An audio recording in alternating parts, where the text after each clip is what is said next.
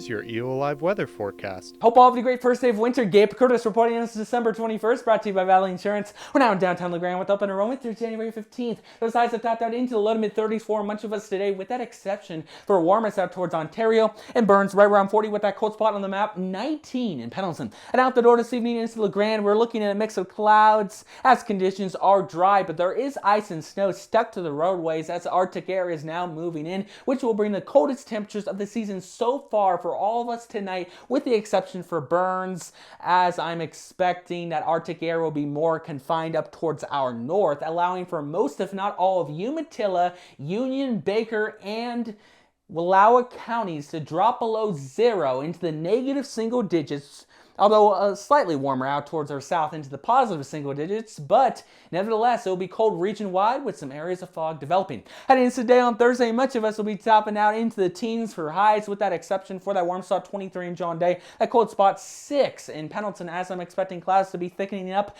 during the day, bringing flurries out towards Burns late day into the evening. Slight chance we see that up towards the northern blues and Wallowas, although it may just wait until the overnight hours. Heading into today on Thursday for LeGrand, it looks like this. We will start out into the lower single digits at the 8 o'clock hour after being below zero earlier in the morning, with a light northeasterly wind flow, which will change to the southeast late day, gusting up to 30 miles per hour in spots, as more gloom is expected the second half of the day as highs reach the mid to the upper teens. And there's your slight chance for a few flurries as early as the 8 o'clock hour, becoming likely overnight as those temperatures hold into the lower teens, and those winds gust up to 45 miles per hour in spots into Friday morning, with steady snow before that breaks in to scattered snow accumulations into the afternoon, which may mix with a little bit of ice as those highs warm into the upper 20s. Total snow accumulations 1 to 4 inches for the valleys and 4 to 8 for the mountains.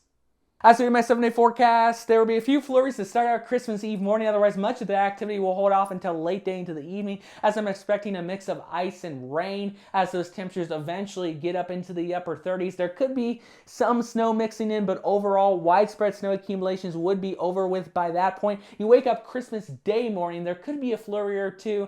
Otherwise, we ought to be dry during the day with mostly cloudy skies. We could see a return of a few isolated showers into the evening, but by that point, it would just be in the form of a few raindrops. That sets up next week. I'm tracking increasing precipitation, but anything that would fall by that point would just be rain, as those highs reach the low to mid 40s with those overnight lows into the mid to the upper 30s. This has been Gabe Curtis, bringing the most accurate forecast you can get here in Eastern Oregon. Thank you to the folks down at Valley Insurance for sponsoring this weathercast, and I will be back tomorrow.